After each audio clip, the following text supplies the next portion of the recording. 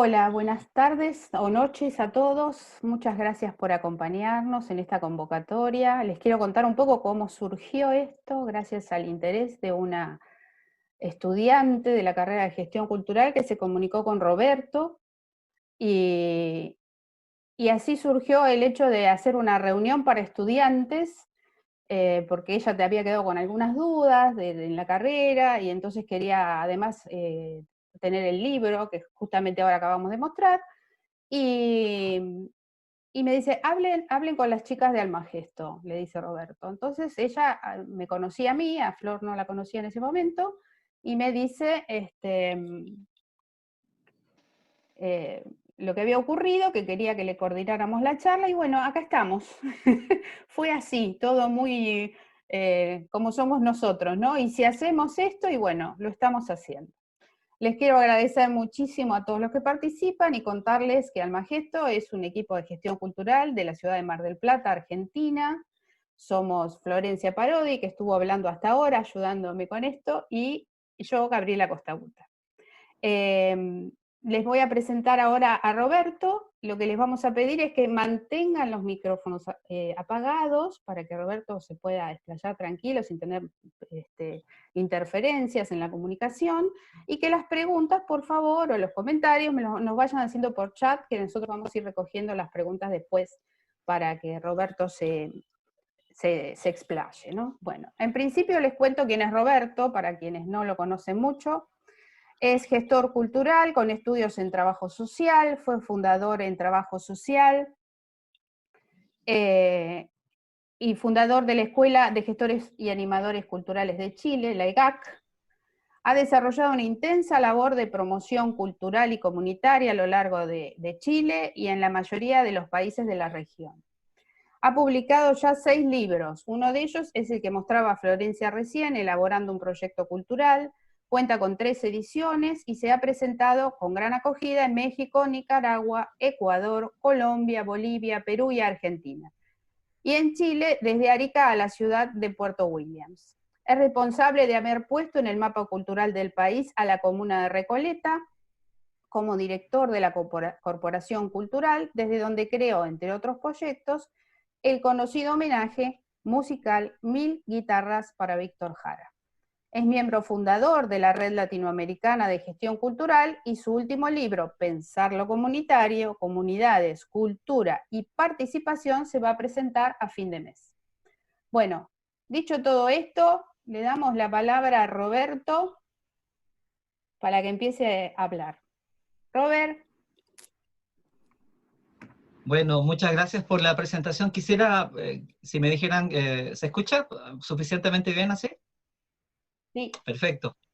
Bueno, muchas gracias por la invitación a las compañeras de Almagesto, a Gabriela, a Florencia y también a Silvina por los puentes, que confirman una vez más que esto, en general, todo es redes, todo es articulación.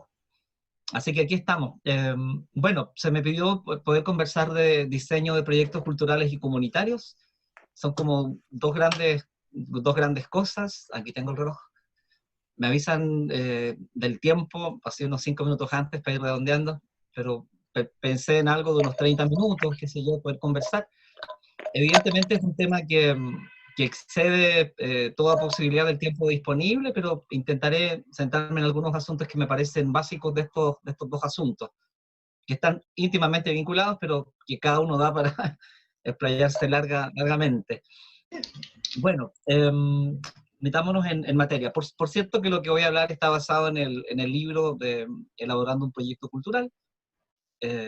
Mejor hablar de lo que uno ha escrito, que más conoce, y por supuesto disponible para aclarar dudas que podamos tener respecto del tema. Bueno, entrando en materia, eh, el diseño, podríamos decir, de proyectos culturales está muy vinculado, o hay que verlo así, al escenario cultural de nuestros países en general. Se ha instalado en las últimas décadas esto de la concursabilidad. Los estados han venido entendiendo que su responsabilidad con el sector de la cultura en materia de financiación está relacionado con poner a disposición del sector de la cultura, en este caso, recursos a los cuales hay que acceder mediante la postulación de proyectos, convocatorias públicas a las cuales se aplica, y en virtud de eso, estamos hablando de la subsidiariedad de la política social, aquellos proyectos, propuestas que cumplan con los requisitos establecidos van a acceder a los recursos. Y aquí ya se empieza a dibujar un escenario complejo. Hay distintos elementos o constataciones o evidencias que la práctica viene señalando, ¿no? Son evidencias que están muy presentes allí. En primer lugar, no se financian buenas ideas. Lo que se está financiando en general son buenos proyectos. Tómese eso entre comillas, ¿no? Es decir, se ha venido privilegiando la técnica. Hay también una tendencia ascendente en general. A propósito del libro, me tocó investigar todos los fondos concursables chilenos, por cierto, y los principales latinoamericanos, y lo estoy observando habitualmente. Hay una tendencia a la complejización. Cada vez, en general, salvo algunas excepciones, resulta más complejo postular a estos proyectos. Hay más exigencias. En el caso de Chile, por poner un ejemplo, ya no solo es necesario saber diseñar el proyecto, sino que hay que tener nociones de leyes sociales, porque se exige la contratación en sus distintos niveles. Por supuesto que hay que tener nociones básicas de contabilidad para efectos de la rendición, y qué decir de las comunicacionales y organizacionales que subyacen al diseño de proyectos. Y otro de los elementos me parece a mí clave, y de allí también la decisión de hacer este libro, que es una apuesta por poner en común, por compartir estos aprendizajes y poder intentar democratizar el conocimiento en este caso, es la enorme distancia que hay entre aquellos agentes culturales que han logrado adquirir las competencias para el diseño de proyectos de aquellos que no la tienen. Dicho de otra manera, cuando se suele escuchar, y uno tiene ocasión de dar estos cursos en distintos países, dicen, se ganan los proyectos los mismos de siempre. ¿Y quiénes son los mismos de siempre? Descontando, por cierto, dando por hecho de que son concursos transparentes, que están bien formulados, ¿sí? Asumiendo que eso esperamos que es lo que acontezca. Los mismos de siempre, en general, yo tiendo a pensar que algunos de esos mismos de siempre son aquellos agentes culturales profesionalizados que han logrado incorporar y manejan la técnica de diseño de proyectos. Por tanto, es altamente esperable que sepan postular, sepan decir lo que hay que decir. Estamos hablando de competencias técnicas. Entonces, y eso nos interpela, eso nos interpela. Otro elemento básico también, concluyo, tiene que ver con que, y sobre todo en este contexto en el que estamos conversando, estamos atravesando por un momento donde desde los ministerios se están eliminando, como es el caso de Bolivia, hasta profundos recortes en los presupuestos de cultura, como es algo no importante, no relevante, comillas, lo señalo también, nos encontramos con mucho menos recursos para atender las ya enormes necesidades que presenta el sector. Va a ser más complejo todavía adquirir los recursos. Bueno, eso digamos, yo diría como escenario. Y un segundo elemento, intentando poner algunos temas en conversación, ya en lo que respecta a la gestión cultural, la dimensión comunitaria. Pensar en el diseño de proyectos culturales tiene que ver fundamentalmente con la posibilidad, con el diseñar una propuesta, construir una propuesta que es lógicamente estructurada, que tiene un sentido, que está basada en un conocimiento, ojalá lo más profundo posible, de lo que se quiere cambiar o transformar o intervenir, que tiene sentido toda vez justamente que busca responder a necesidades que han sido recogidas en un diagnóstico. Y en lo que respecta a lo comunitario, quizás el asunto determinante es que responde a necesidades que ya no solo importan al gestor cultural, que no solo tienen que ver con lo que a mí me gustaría hacer, por legítimo que sea. Yo soy artista, gestor, creador, represento una organización cultural y me gustaría hacer un festival de teatro. Perfecto. La pregunta desde una dimensión comunitaria tendría que ver con cuáles son las necesidades, cuáles son las problemáticas que han expresado, o que expresan o que tienen, por tanto, conocer esas comunidades. Y está directamente hablando de las metodologías. Lo comunitario no tiene que ver con la locación territorial, asunto que abordamos con meridiana profundidad, y bastante más bien, en el libro que este viernes, por cierto, empezamos a comentar, a presentar en estos momentos en el libro Pensar lo Comunitario. Lo comunitario no tiene que ver con poner algo en un territorio, no tiene que ver, no se define por su locación territorial, tiene que ver con su sentido, con su forma, con su construcción, en definitiva con la metodología. Cuando una universidad realiza una actividad en un territorio determinado, si es la universidad o la institución, vea ese sentido más general, la que define qué, cómo, cuándo y con quién se hace, eso se llama extensionismo. ¿Sí? Cuando el municipio de común define hacer un ciclo de actividades territoriales o barriales, de las cuales estamos muy acostumbrados. Yo fui director de cultura, sé de lo que hablo también, intenté hacerlo distinto, afortunadamente no fue bien en ese camino, y no le pregunta el programador a nadie.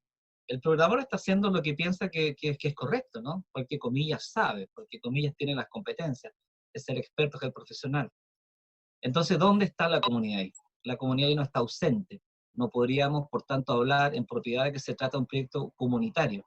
Se está ofreciendo un producto para un público. Por tanto, la comunidad está ahí participando como espectador.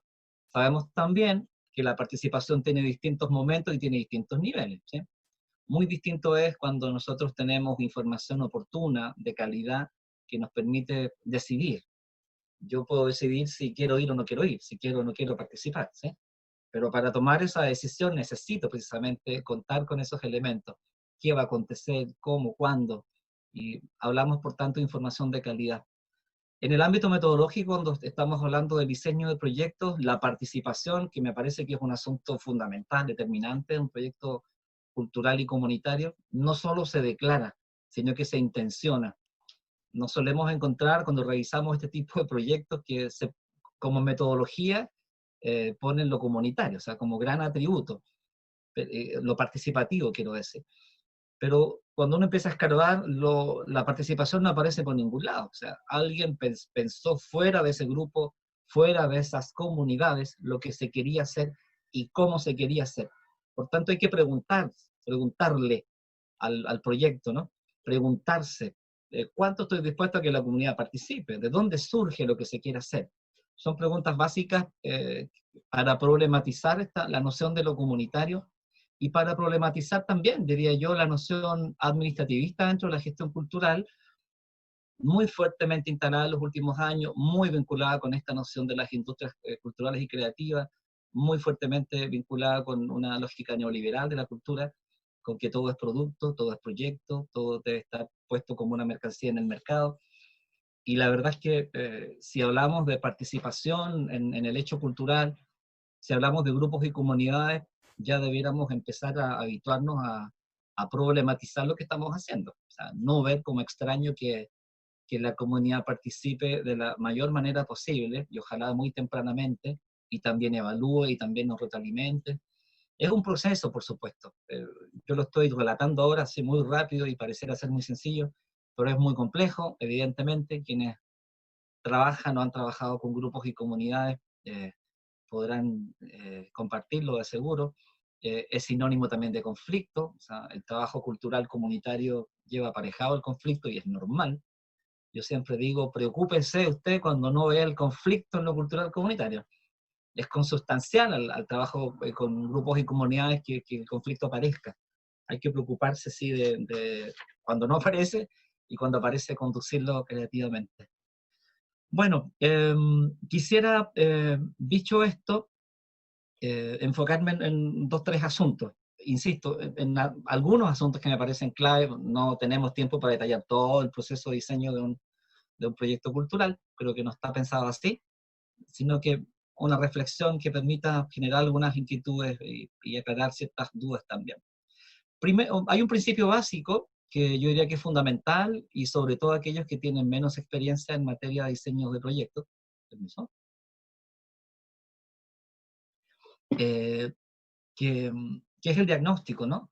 Yo le llamo el conocer para actuar, y es un principio básico de todo proceso, en este caso de intervención o de querer hacer algo, comillas, un algo que hay que ir construyendo. El proyecto es un algo que se quiere ir construyendo, que paso a paso, a partir de tener claro el problema, el ámbito de interés, el ámbito temático en el cual quiero trabajar, vamos generando, concatenando todos los elementos en una secuencia lógica, articulada, que permita que en su conjunto, en su integralidad, sea una respuesta para intervenir o modificar la situación inicial. Teniendo claro el tema, el problema, el ámbito que me interesa, eh, estamos en condiciones de empezar este proceso. Y en ese sentido, conocer para actuar resulta un asunto básico y fundamental. Y aquí vienen dos elementos clave. A mayor conocimiento del objeto de intervención del tema que me motiva, mayor posibilidad tengo de transformarlo creativamente. ¿Sí? Conocer para transformar, y a mayor conocimiento de ese tema, objeto de intervención, mejores condiciones tengo para modificarlo creativamente. Para eso hay técnicas, por supuesto, dependiendo del tiempo que exista, de las posibilidades que presenta el ámbito institucional, el marco institucional, el tiempo, el financiamiento. Podremos hacer diagnósticos participativos, encuestas, qué sé yo, entrevistas, todo lo que permita levantar información.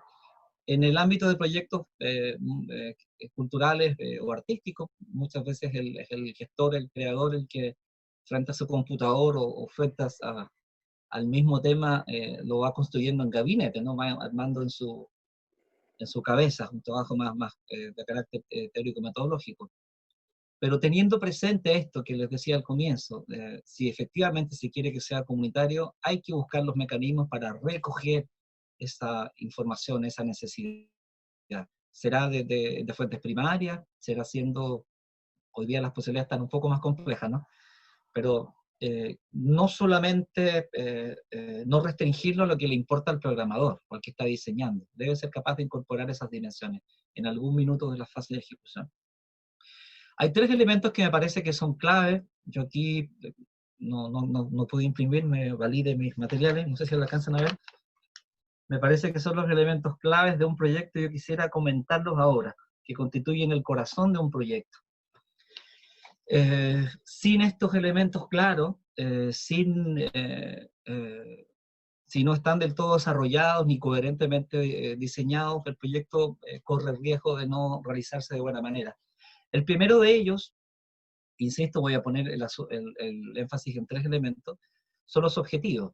Teniendo claro ya qué se quiere hacer, ¿sí? Subrayo, teniendo claro ya el tema, el ámbito de intervención, el problema, teniendo claro ya qué se quiere hacer, y ese tema visto no solamente en sus efectos, sino que también en sus causas. ¿Sí? Habitualmente es muy común cuando no profundizamos el conocimiento del problema, que nos enfoquemos en que observemos tan solo los efectos, lo que está a la vista. Hay una técnica ya muy conocida que es el árbol de problemas, de seguro lo han visto, o quienes no, lo pueden googlear. Si ustedes ven un árbol, ¿sí? Y este es el nivel del suelo, lo que está abajo, las raíces no están evidentemente a la vista, y lo que vamos a ver, y el tronco siendo el problema, lo que está a la vista es el follaje, ¿no? O sea, los efectos del problema. Entonces tenemos que ser capaces de ver por qué está pasando lo que está pasando. Dicho eso, establecer los objetivos, primer elemento, o segundo elemento de esta rápida mirada, tiene que ver con precisar qué es lo que se quiere transformar, qué se quiere lograr, qué se quiere conseguir. Y aquí hay un elemento a considerar que es muy relevante. No confundir el diseño de objetivos con las actividades. Es muy común encontrarnos con ese problema que es básico de diferenciar. Si entendemos que el objetivo es un propósito, ¿sí? Un algo, comillas, a conseguir, que es una finalidad, evidentemente, en su ámbito operacional se aparece, por ejemplo, pintar murales. A veces uno se encuentra con proyectos que son muy concretos. Realizar un festival de teatro, pintar murales, realizar una exposición. Habría que preguntarle, la sugerencia, o el tip, si ustedes quieren, que puedo compartir, es preguntarle a esa actividad qué es lo que quiere conseguir. ¿Sí? O sea, ¿por qué queremos pintar murales? ¿Cuál sería la finalidad de realizar una exposición? ¿Por qué queremos hacer esto? Y escarbar y buscar encontrar el sentido.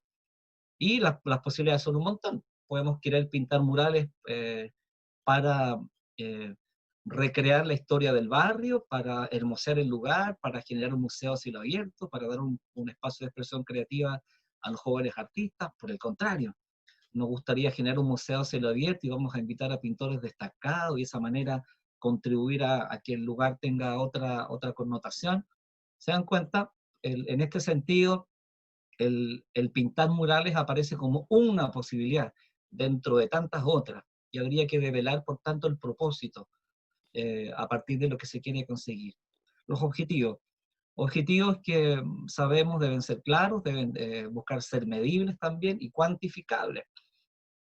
Hay tres elementos que yo descubrí que pueden permitir que este proceso se pueda desarrollar de buena manera, ¿no? En la medida que un objetivo deja claro qué se quiere conseguir, con quién quiere actuar, ¿sí? Y cómo lo va a hacer, este proceso parece bastante claro. Yo les voy a leer un objetivo, ¿eh? Lástima que no se los puedo mostrar, pero años atrás, ya hace, 13 años, hicimos un intercambio cultural Chile-Bolivia, que nos financió la Cancillería. Muy interesante porque saben que con Bolivia tenemos, lamentablemente, a causa nuestra, pues, una situación diplomática muy tensa, no tenemos relaciones diplomáticas, y nos propusimos trabajar en ese terreno. El proyecto se llamaba La cultura nos acerca, nuestros pueblos se abrazan. La ficha está en el libro, por cierto. Y el objetivo dice así, les pido pongan atención: realizar un intercambio cultural entre artistas y gestores culturales chilenos y bolivianos que contribuya al acercamiento y amistad entre ambos pueblos. Pongo ese ejemplo. Deja claro qué se quiere realizar por intercambio cultural, sobre quiénes va a actuar, artistas y gestores chilenos y bolivianos, y qué quiere conseguir, o en qué quiere intervenir, buscar el acercamiento y amistad entre ambos pueblos. Con esos tres elementos, independientemente que, porque en gusto no hay nada escrito, que se pueda mejorar, poner más o menos de tal manera, el objetivo se da a entender, se expresa fehacientemente. Y un atributo de un buen objetivo es que no haya que tener que explicarlo. Un objetivo que haya que explicar qué quiere conseguir no es un buen objetivo. Debe darse a entender fehacientemente. Pregunta habitual, ayer surgieron una conversación: ¿cuántos objetivos? Tantos como haya capacidad, y explico lo de tanto, como haya capacidad, tiempo, recursos para poder conseguirlo. Un objetivo es una finalidad.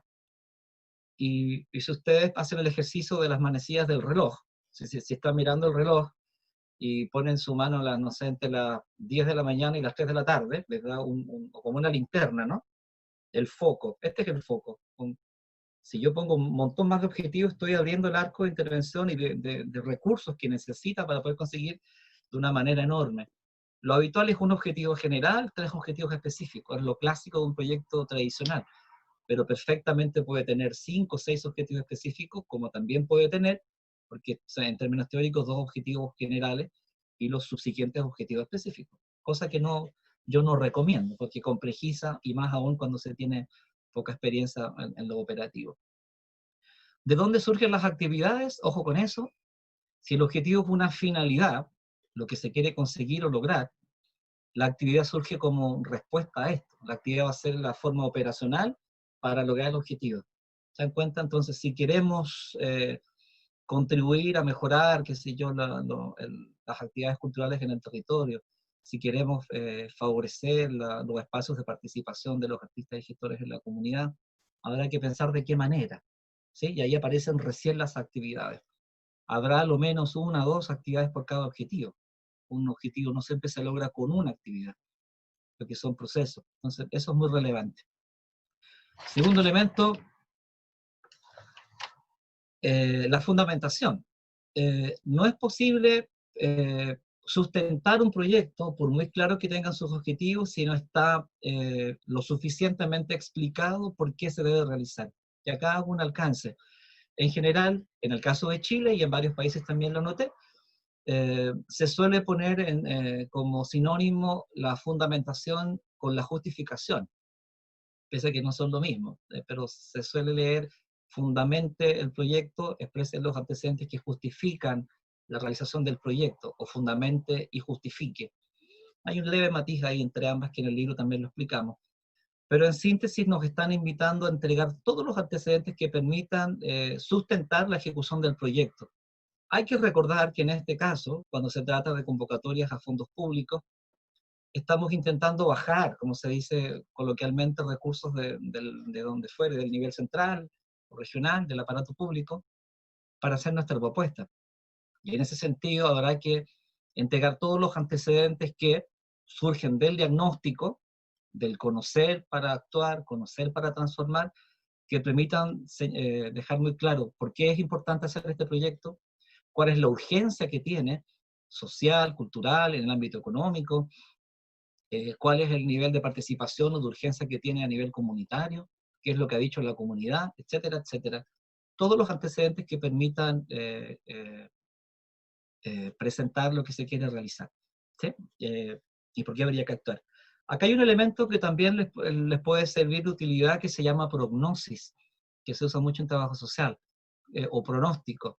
Yo puedo decir el problema es este, ¿no? En el ámbito del diagnóstico hemos hecho un proceso de conocimiento del tema que nos interesa abordar y construir como proyecto, y este es el problema, este es el tema. Y el proyecto es una iniciativa que busca modificarlo creativamente, etcétera, etcétera.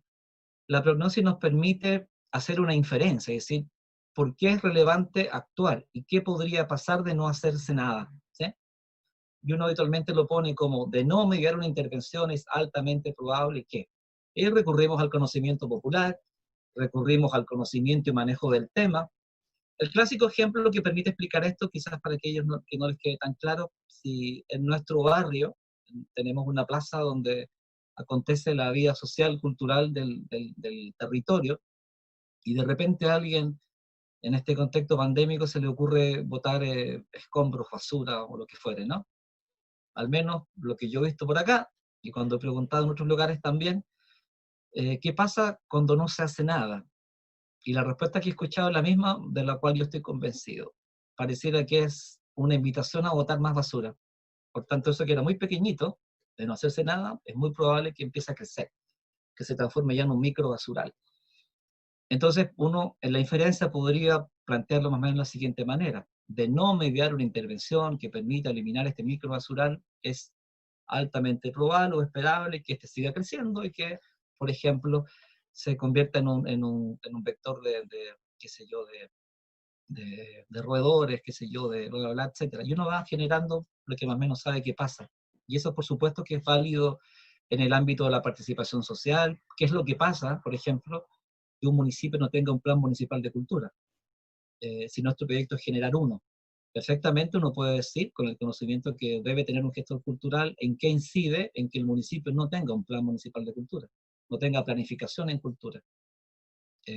Va desde la afectación a la gestión pública, a la credibilidad que tiene el sector cultural con lo del Estado, por supuesto hasta la calidad de la participación. Se puede hacer.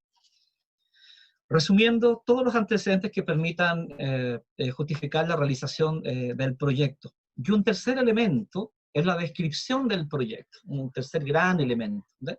Hemos dicho qué queremos conseguir a partir de la identificación de un problema o un tema que nos interesa intervenir. Hemos establecido los objetivos, es decir, qué es lo que se quiere conseguir, qué es lo que se quiere lograr. ¿Sí?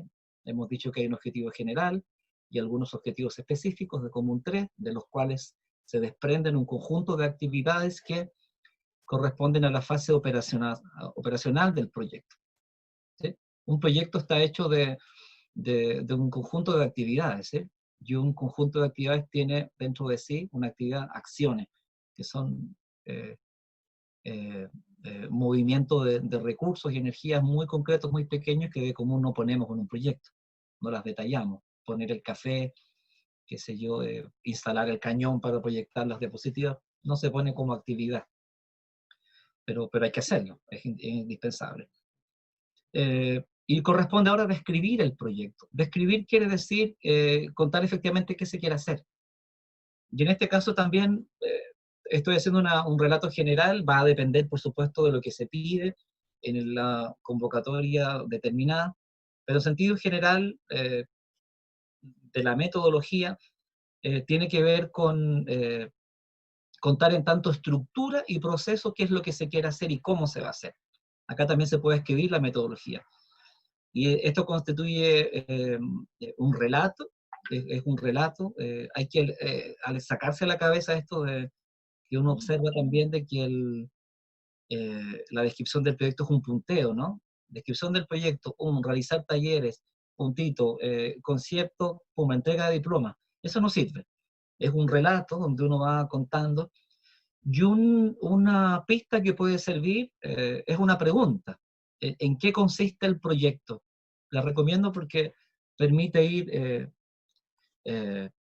desenredando la madeja, ¿no? Y uno puede responder, el proyecto consiste en, y va relatando, es un relato, en todo el espacio que la convocatoria permita. Y aquí llegamos a otro elemento que es fundante, ¿no? Que es clave en este sentido. Las convocatorias han llegado, las que están sobre todo en un formato en línea, a tal nivel de estandarización que, y los que han postulado y postulan lo saben, donde hay 1000, 2000 o 500 caracteres para completar. Lo que se está premiando es la capacidad de síntesis. Entonces ahí tenemos un tremendo desafío. Cómo en 500 palabras, cómo en 3 párrafos, en un cuarto de página, somos capaces de poner lo medular. ¿Y qué es lo medular? ¿Qué es lo que se va a hacer? ¿Cómo se quiere hacer? E incluso, ojo con eso, también lo recomiendo, me parece básico, al final, ¿qué es lo que se espera conseguir con la realización del proyecto? Eso es fundamental. No invertir, que también es una, me parece a mí, eh, desviación publicitaria, podríamos llamar, de la descripción de los proyectos, invertir mucho tiempo en contar las bondades del proyecto, que es el único proyecto que por vez primera que se viene realizando esto, mucha publicidad, pero poca médula, ¿no? De en concreto qué se quiere hacer, cómo se quiere hacer.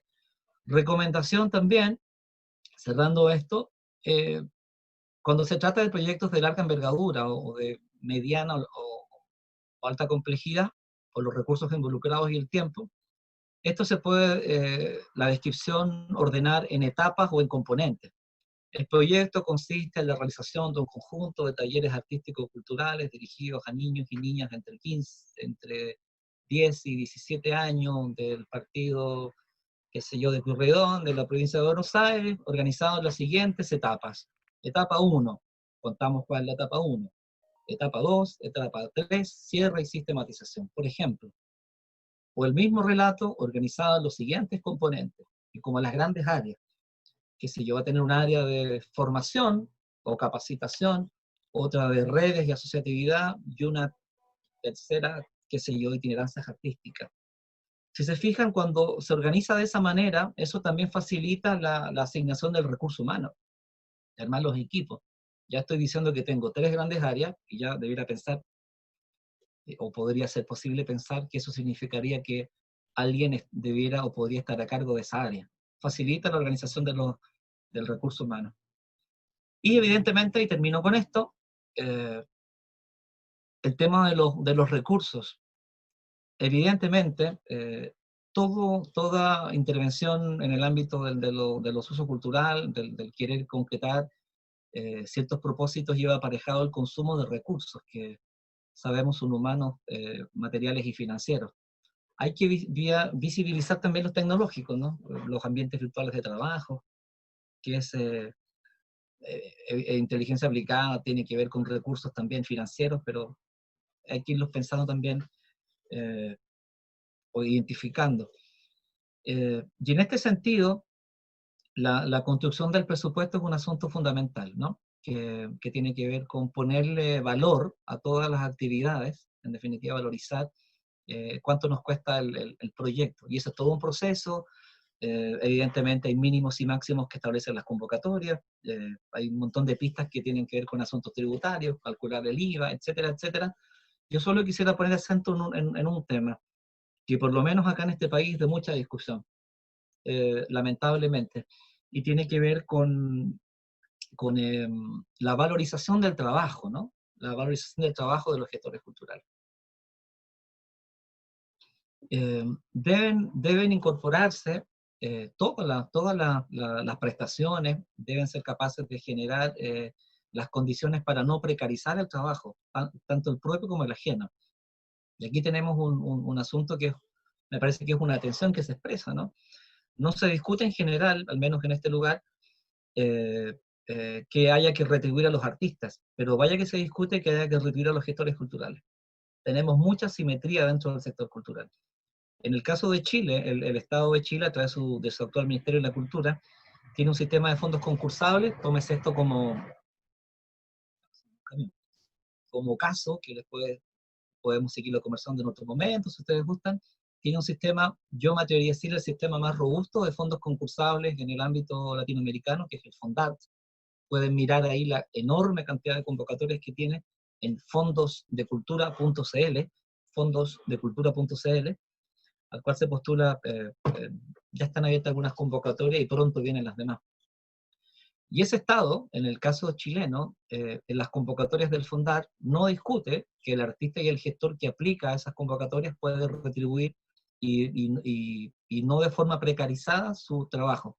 Pero ese mismo Estado, en otra convocatoria que hace a las organizaciones culturales comunitarias, prohíbe que puedan cobrar honorarios, que puedan recibir remuneración por su trabajo.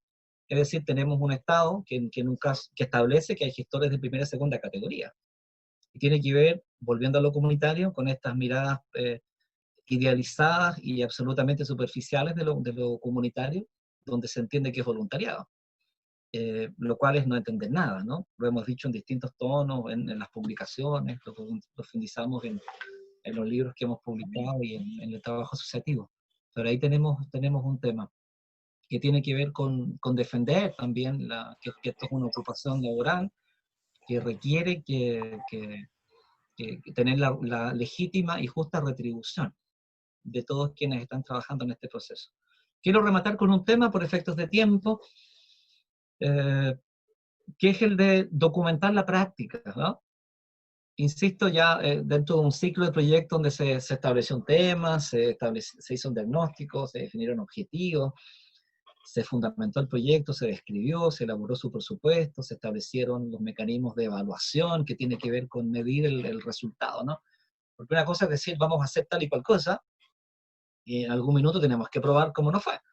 Tenemos que comparar lo que nos propusimos versus lo que resultó en un primer nivel, que sería la forma más básica de enfrentar un proceso de evaluación, pero también medir la profundidad, cuánto logramos modificar aquello que dijimos que era el problema, cuánto logramos cambiar positivamente aquello que nos parecía que es lo que había que hacer.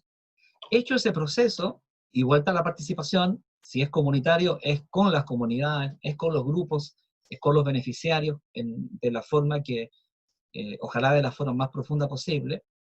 Hay un elemento que es básico, que siempre lo estamos promoviendo, agitando, que hay que incorporar. Y tiene mucho que ver también con la valorización del trabajo de los gestores, con también cómo se mira a los gestores culturales desde otras disciplinas, o cómo también se mira a los comunitarios dentro de la gestión cultural, que tiene que ver con la sistematización.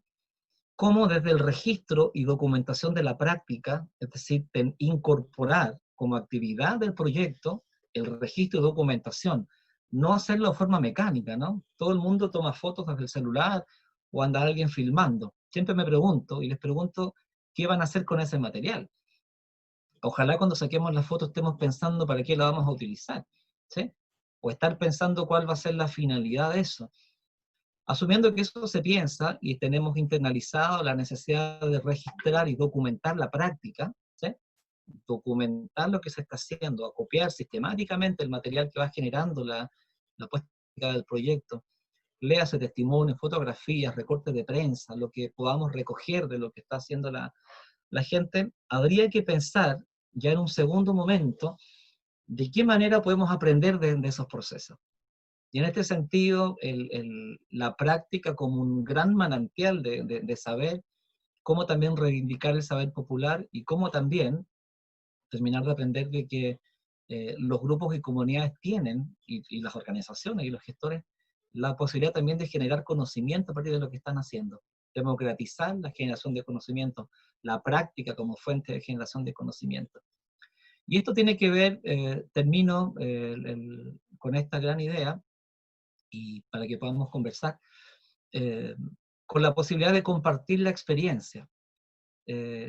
Una cosa que yo les pueda contar qué es lo que hice, pero si no hemos dado el trabajo de documentar, de poder analizar críticamente lo que se hizo, de reconstruir, de desmenuzar, de confrontar la práctica, ¿no? Para entenderla, para comprenderla y para buscar extraer de ella aprendizaje significativo, yo puedo después compartir ese conocimiento, puedo compartir, esto es lo que hice y así lo hice.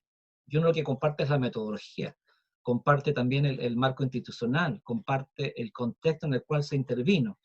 Por tanto, si alguien, cualquiera de nosotros, nos cuenta o nos contamos qué es lo que hizo, dónde lo hizo, cómo lo hizo, con quién trabajó, qué recursos tuvo a su disposición, qué se propuso lograr, qué consiguió, qué aprendió de todo eso, y después lo vuelve como publicación, como video, como un texto, como una publicación, qué sé yo, que se reparte a los vecinos, está haciendo una tremenda contribución, tanto a visibilizar lo que se está haciendo, pero también a visibilizar su propio trabajo. Hagan el ejercicio, yo les hago la pregunta.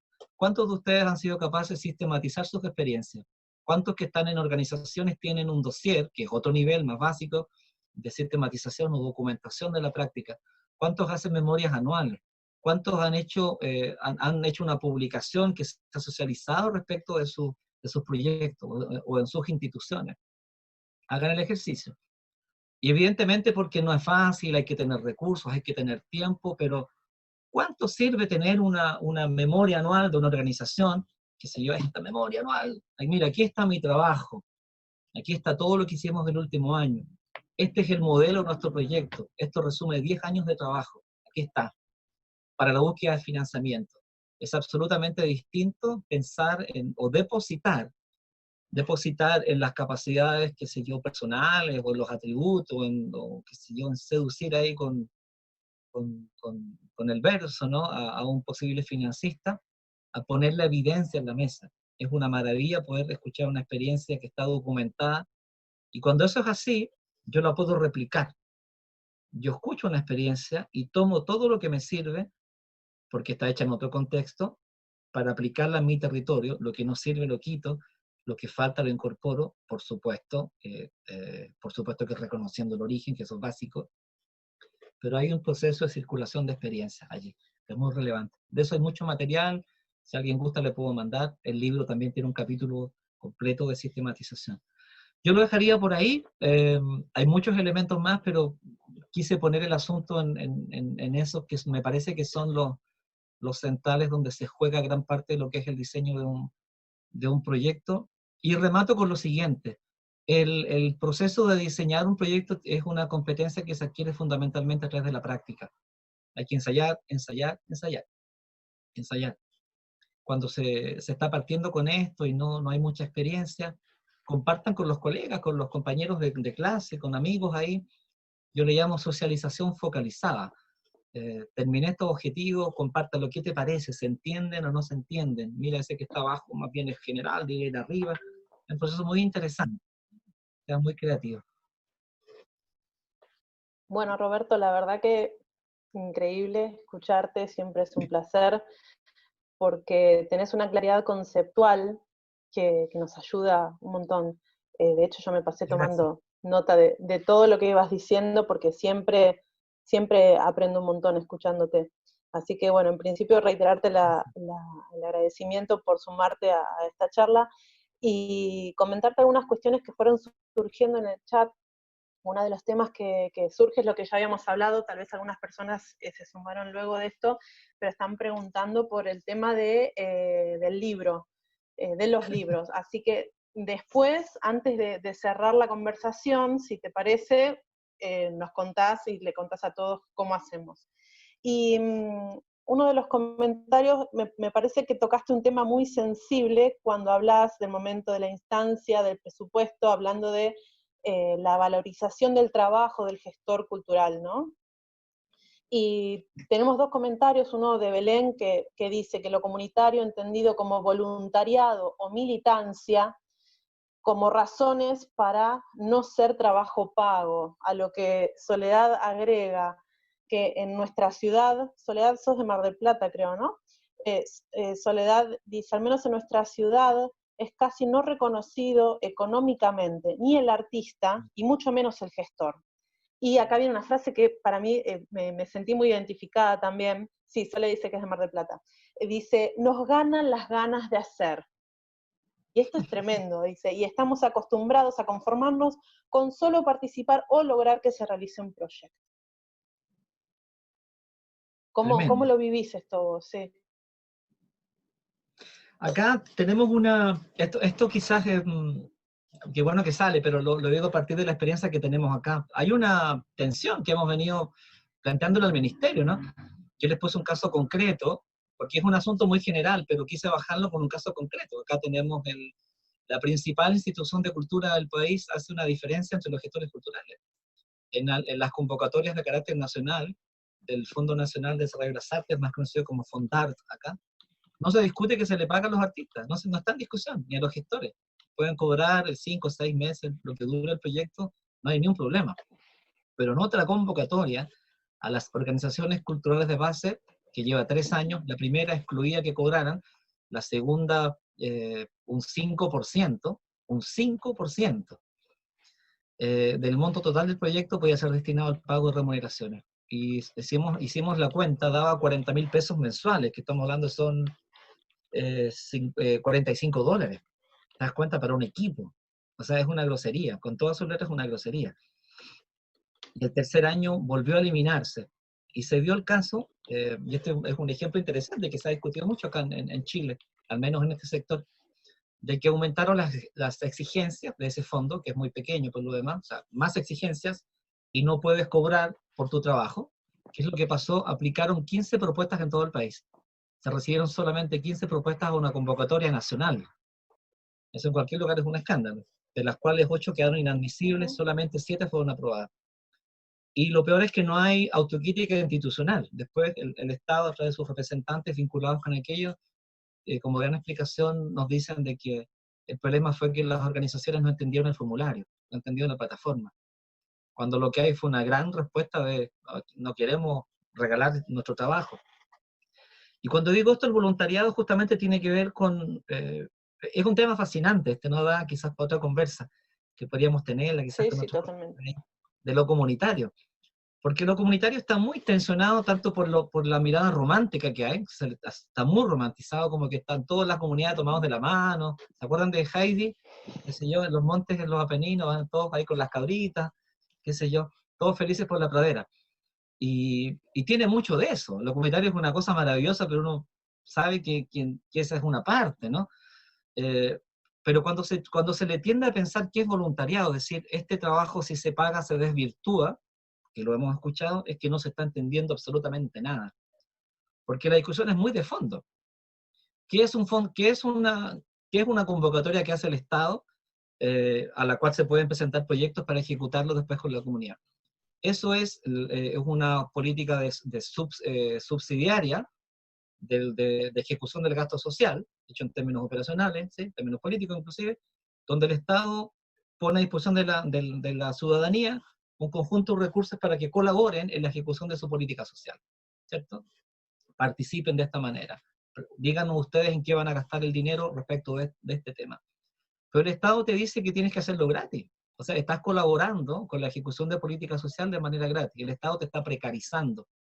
Y cuando te dicen que si se paga, justamente desvirtúa la labor cultural comunitaria, por ejemplo, es que no se está entendiendo qué significa. Y transita desde este romanticismo, que se entiende que es todo fantástico, hasta esto otro que lo pone como voluntariado. Y eso le priva su opción también incluso laboral. O sea, una cosa es la organización social comunitaria, ¿cierto? El liderazgo social, el dirigente social, que evidentemente no es una función remunerada, acá en Chile no lo es, si no estaríamos llenos de funcionarios, ¿no? Sería otra la discusión. Pero cuando estamos hablando de ejecución de política social, wow, que es complejo que el propio Estado establezca que eso no debe ser remunerado. Ahí es un tema que tiene muchas aristas, pero esas son, me parece, algunas de las claves. Acá hay una consulta de Rafael referida a proyectos desde la virtualidad. Te tira así como una temática como disparador para que vos nos cuentes cuál es tu mirada sobre la realización de proyectos desde la virtualidad. ¿Ejecutar proyectos de manera virtual? Supongo que será el diseño de proyectos en principio. No sé si nos querés aclarar, Rafael. Sí, sería bueno porque puedo responder por distintas vías la pregunta. Hay un escenario hoy día, es el que tenemos, ¿no? Se está haciendo mucha cosa de manera virtual. Hay una saturación enorme de contenidos en la red, entonces el escenario ha cambiado muchísimo. Rafael también cuenta acá en el chat que él es de Cali, Colombia, y que la situación es bastante compleja, y se me subió recién el chat, perdón, con el tema de los artistas, como que los hace competir. Dice, por ejemplo, en Colombia ponen a competir a los artistas por un estímulo para todo un país, y la cantidad de grupos de mediana y pequeña trayectoria versus grande trayectoria. ¿Estás por Entiendo. ahí? Ahí. Acá dice, Rafael dice, de acuerdo a la pandemia. En la realización de proyectos culturales de acuerdo a la pandemia. Si quieres comento. Sí, sí. ¿Sí? Diría dos cosas. Uno son distinguir la naturaleza de las respuestas que ha venido dando el sector cultural en los distintos países a la pandemia. El escenario de una extraordinaria gravedad que van desde el caso boliviano, que hace 3, 4 días atrás la presidenta de facto que hay en Bolivia, desde mi punto de vista, eliminó al Ministerio de las Culturas. Hoy día había manifestaciones allí, la gente salió a la calle, el sector cultural, hasta fondos concursables. En el caso de Chile, también otra tremenda polémica acá, de poner todo en formato concursable, donde, por supuesto, que las organizaciones culturales comunitarias no existen ni siquiera en la mención de las ayudas al sector cultural. O sea, lo cultural comunitario no existe en el relato. Hasta iniciativas como la de Argentina, esta de la convocatoria de puntos de cultura, que es una cosa que yo he venido siguiendo muy atentamente, porque la tendencia ha sido a bajar concursos y convocatorias, ¿cierto? Y lo que ha pasado allí, que ustedes lo tienen más a la mano, quizás tengan miradas distintas, pero como señal, abrir convocatorias me parece que va en buena dirección. Eso es una cosa, la distinta simetría que hay, el liderazgo que hay de los ministerios de cultura. En el caso de Colombia, la ministra ha hecho comparecencias públicas, la de Costa Rica también. Y en otros países, desde que eliminan el ministerio, y no hay quien diga nada, y en el caso chileno, la total ausencia de las autoridades de cultura públicamente respecto de esto, ¿no? De vinculación con el sector. Y respecto a la virtualidad, que es la otra patita, ¿no? Dentro de este escenario, yo me atrevería así muy humildemente a recomendar mirar críticamente las respuestas facilistas, ¿no? Hay muchas respuestas facilistas respecto de cómo enfrentar esto, ¿no? Desde financiar la filmación de videos, y que cada cual se filme ahora y saturar de contenido en la red, porque está absolutamente saturada, mi opinión, podrán compartirla o no, de contenidos que nadie está viendo, de calidad muy dudosa también, porque el tema de la calidad es otro asunto. El tema de la calidad es otro asunto. Lo que se requiere hoy día es cómo parar la olla, le decimos acá. O sea, hay necesidades básicas, concretas, ¿no? Y habrá que ver fórmulas que permitan creativamente atender esa necesidad, la necesidad de la subsistencia, ¿cierto? Que está dada por el contexto que estamos viviendo, pero también de cómo mirar hacia adelante, ¿no? Cómo realizar acciones que permitan también ir llenando fórmulas, podrá no ser la gran propuesta, pero cómo también vamos generando herramientas, instrumentos que contribuyen a fortalecer nuestra labor, que permitan que nos visibilicemos, que permitan generar productos culturales que queden, que sean de calidad, que aporten, eh, y que reciban también la justa retribución. Y aquí hay otro tema que tiene que ver con la equidad, que es un tema que tenemos en el ámbito del sector de la cultura. La falta de equidad que hay en la distribución de los recursos, en la asignación, en el tratamiento de los distintos subsectores del campo cultural. No hay una equidad. A mí me queda clarísimo de que no la hay. Hay una lógica neoliberal muy presente que me parece a mí con esta ilusión de, las, eh, de las industrias culturales, de las economías de distintos colores, que no aplican en muchos sectores, ¿no? Y cuando hoy día estamos hablando de que hay gente que está pasando hambre, cuando estamos hablando de que no hay procesos que permitan que circulen bien los contenidos culturales, cuando hay problemas de participación graves en el ámbito de la cultura, hay discusiones o conversaciones más básicas que tenemos que enfrentar, ¿no? Y son políticas, y tiene que ver con las políticas culturales. ¿Cómo aprovechar este tiempo, por ejemplo, para diseñar planes de gestión de los centros culturales? Financiar procesos de diseño de planes de gestión de las organizaciones, financiar procesos participativos de diseño de políticas. O sea, este es un tiempo precioso, donde la gente, comillas, tiene un poquito más de tiempo, eh, eh, comillas, lo pongo, no están así, pero como están tan limitados los desplazamientos, las actividades han cambiado tanto, yo digo, pero este tiempo está perfecto para planificar, para sistematizar, para financiar procesos de sistematización. ¿Te imaginas? Y no sucumbir ante respuestas facilistas que lo único que hacen es, o develan, yo diría, la falta de creatividad en las soluciones. Bueno, acá Roberto también están hablando justamente de eso, de la falta de equidad a través de la no conectividad, ¿no? O sea, cómo También. hay todo un sector que queda fuera de esta conectividad que nos está pasando ahora. Por otro lado, veo la parte positiva, ¿no? De repensar un montón de cosas que tenemos que hacer, cómo hacerlas. Así que bueno, no sé, ¿hay alguna otra pregunta por aquí? Están pidiendo el libro desde México. La cosa está A ver, complicada. sí, dos cositas. Del compañero de México, bueno, puede apuntar el correo, o los invito también, nos pueden seguir. Nuestra página es www.egac.cl. En redes sociales nos encuentran en Instagram como @egaccultura, con doble C, egac, después la palabra cultura, todo junto. Y el correo es egaccultura@gmail.com. En el caso de los envíos internacionales, si el colega no escuchó, están absolutamente desbordados los valores. Gracias, tal cual. Se han triplicado, o sea, sale carísimo, amigo mexicano. Entonces, lo que le hemos dicho a todos, a menos que tenga el financiamiento de alguien que le pague el envío, pero está a $40 solo el envío internacional, solo el envío, descontando el libro, imagínate, es un robo a mano armada.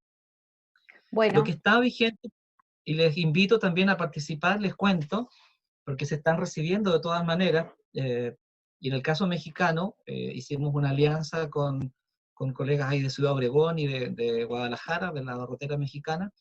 Vamos a anunciar mañana una cuenta, en el caso mexicano, para la preventa del libro Pensarlo Comunitario, porque hay dos textos que incorpora el libro que son mexicanos, así que se puede adquirir en verde y después vamos a mandar un paquete a los colegas que ellos lo van a distribuir, así que nos escriban. bien.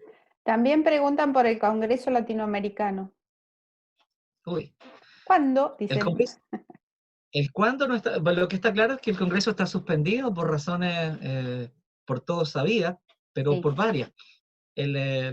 Lamentablemente la primera fecha coincidió con un estallido ahí social en Quito. La Casa de la Cultura fue el epicentro ahí que acogió a muchas comunidades indígenas que acamparon allí. Después logramos reponerlo y se anuncia, y a los pocos días la ciudad de Quito se declara en emergencia sanitaria, y después la pandemia. Entonces lo que es claro es que el Congreso está suspendido indefinidamente. Eh,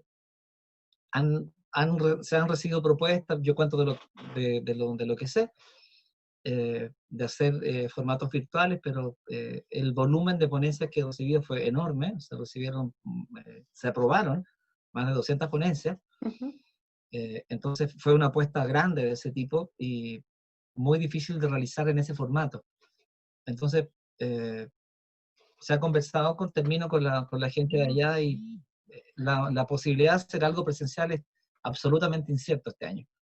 Yo tiendo Bien. a pensar, en mi opinión, de que hay que pensar en el 2021 ya en el Congreso. Úrsula está colaborando diciendo que eran 168 completas las ponencias recibidas. Claro, los textos. Los textos. Bien, acá tenemos una pregunta de Uciel que dice, ¿cómo se puede manejar el tema de las nuevas corrientes culturales que nacen a partir de la globalización? Lo dice porque muchas instancias toman el concepto de comunidad como poblaciones de bajo recurso. Ah, sí, sí, sí. Bueno, qué buena pregunta, Uciel, muchas gracias.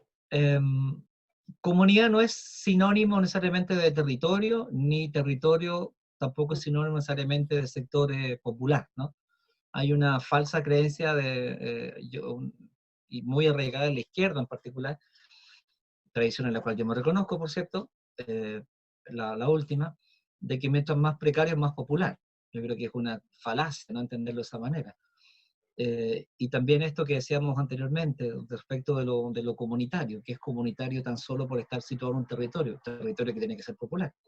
Tuvimos un debate hace algunos meses atrás respecto de dónde podría estar localizada o dónde comúnmente se localiza la actividad cultural comunitaria. Entonces decíamos, si no está lo comunitario relacionado directamente a lo popular o no es privativo de los sectores populares, ¿no? Comillas, empobrecidos o de privado, es posible que la gestión cultural comunitaria o que la cultura de vida comunitaria, como les gusta llamar, o la acción cultural comunitaria en sentido más general, se pueda desarrollar también en sectores de nivel socioeconómico alto. Y se mundo interesante. Y yo creo que sí.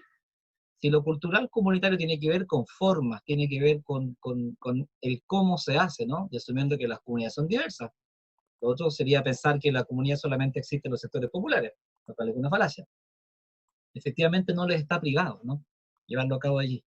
Ahora, cuando hablamos de la intencionalidad, por supuesto, política, transformacional, de la cultura como una herramienta para el cambio social, evidentemente ahí el debate es otro.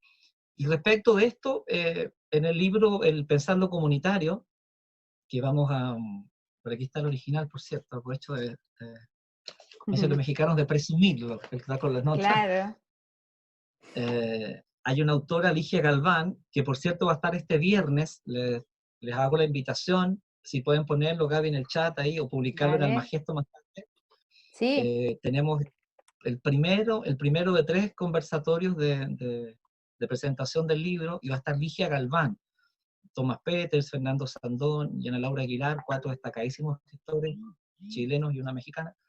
Y Ligia justamente habla del tema respecto de las comunidades virtuales, ¿no? ¿Qué pasa, dicen por ahí, con las barras deportivas, estas comillas comunidades que se reconocen en torno de una afición, de un club determinado de fútbol, ¿no? Se juntan en el estadio, comparten ciertos códigos, tienen lazos comunes de identidad y tienen una grupalidad que se expresa presencialmente mientras están alentando a su equipo. Pero después se van para su casa. O sea, comparten una temporalidad especial. Es una comunidad que no tiene territorio, o su territorio es el estadio. Después esa comunidad se desarma. ¿Qué pasa con las comunidades virtuales? En fin. Pero plantea, justamente elige allí la opinión de que comunidad tiene que ver, o tiene razón de ser a partir del encuentro, tiene que ver con el intercambio, tiene que ver también con la presencia, ¿no? Lo significativo, con lo significativo.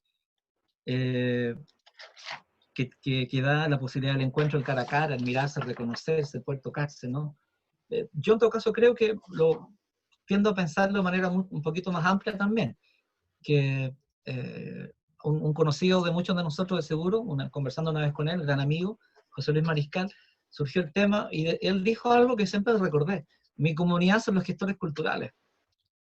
Y yo comparto eso, que hay comunidad territorial, por supuesto mi barrio, donde yo vivo, que es un sector determinado dentro de la ciudad de Santiago, del centro de Santiago, donde conozco ahora mucho más a mis vecinos y tienen ciertas características socioculturales que se van ido generando y de cómo nos vinculamos y socializamos, ¿cierto? Pero yo también pertenezco a otras comunidades, la de gestores culturales, amplia, la de los gestores culturales comunitarios, que es una específica dentro de la gestión cultural. Me vinculo con otras comunidades de migrantes, por ejemplo. Estoy contando lo que me pasa a mí.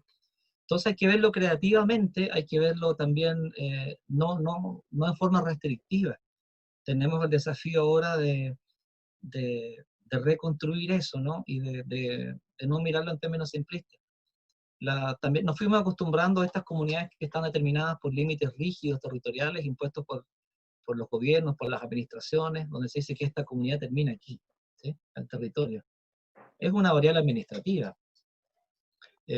Muchos municipios fueron subdivididos, les pusieron una avenida, les pusieron una frontera, le cambiaron de nombre, ahora ustedes son otra cosa. Pero eso no borra en lo absoluto los lazos históricos, la memoria, la identidad. Y ejemplos de eso, afortunadamente, hay por montón. Y tenemos que ser capaces de leer eso. Es súper bueno el aporte de Ociel. Tenemos que ser capaces de leer eso, un asunto fundante de los proyectos culturales, la identidad territorial, cultural, básico. Bueno, Roberto, vamos a ir cerrando, te doy las últimas preguntas. Paula pregunta si se va a contemplar la posibilidad de publicar los trabajos, de no ser posible viajar al Congreso. Vuelve al Congreso. Algunos hemos Sí, perdido la posibilidad de cambiar los pasajes y piden si hay una posibilidad. sí, de hecho Sí. En el comunicado, el último que se hizo, se está trabajando en torno a eso, que es la propuesta de derivar, por supuesto, todo esto en conocimiento y de los autores, no va a ser una cosa ipso facto por secretaría, derivar a algunas publicaciones especializadas, realizar una publicación especializada con una selección de ponencias, varios libros, se puede realizar. Eso se acordó y se está operativizando, está trazado, pero ese es el acuerdo que hay al respecto. Y también, en el caso, comento, de los compañeros de Ecuador, se planteó, en tanto se recupere cierta normalidad, y esto es importante, de que puedan juntarse en algunos números que sean aceptables para lo que establezcan las autoridades, realizar un encuentro presencial de los ecuatorianos y de quién pueda llegar, ¿no? Y en ese contexto, evidentemente, habrá que incorporar la posibilidad de que de manera virtual puedan presentarse algunas. Pediría un poquito no paciencia, no es la palabra, de tiempo, ¿no? En la medida que esto vaya decantando, porque hay mucha incertidumbre, hay más incertidumbre de la que somos capaces de gestionar todos, ¿no? Todos. Entonces, y hacer algo de ese volumen implica mucho movimiento de gente, recursos, de tiempos institucionales que hasta ahora no han sido capaces de cuadrar. Bueno, Roberto, no sé si alguien tiene una última pregunta en el chat. ¿Vemos? No. Te agradecemos mucho. Agradecemos mucho a esa estudiante de gestión cultural. Espera que tengo un nuevo mensaje. Una estudiante de gestión cultural, Silvina, que se comunicó con vos. Acá nos están agradeciendo todos. Vamos a difundir lo del viernes. Todos te están agradeciendo. Gracias. Y bueno, nos encontraremos en algún otro momento. Dejo que se despida Flor y a todos los que participaron les agradecemos muchísimo desde Almagesto porque ha sido una experiencia maravillosa, en todo sentido. Gracias, te dejo con Flor. Yo solamente reiterar el agradecimiento a todas las personas que participaron hoy, y como siempre la buena predisposición de Roberto de engancharse en todas las ideas que les tiramos. Siempre dispuesto y generoso compartiendo todo su conocimiento, que es un lujazo tenerlo siempre acá, escuchándolo y aprendiendo siempre de vos, Roberto. Así que bueno, No. hacé el cierre vos. Muchas gracias por la invitación, gracias a Silvina por los puentes, y les reitero la invitación para este viernes a las 8 de la noche, hora de Chile. Vamos a tener el primer conversatorio que se llama Políticas Culturales y Comunidad. Pueden inscribirse directamente en la página de GAC. Tenemos todavía unos 80 cupos, porque son 300 en la sala, y después se va a poner la liga por internet, en YouTube, pero si quieren participar allí, en el sorteo de un libro, además, vamos a tener un libro entre todos los que comenten, les paso el dato, comenten, mañana los esperamos. Así que muchas gracias y hasta pronto. Gracias.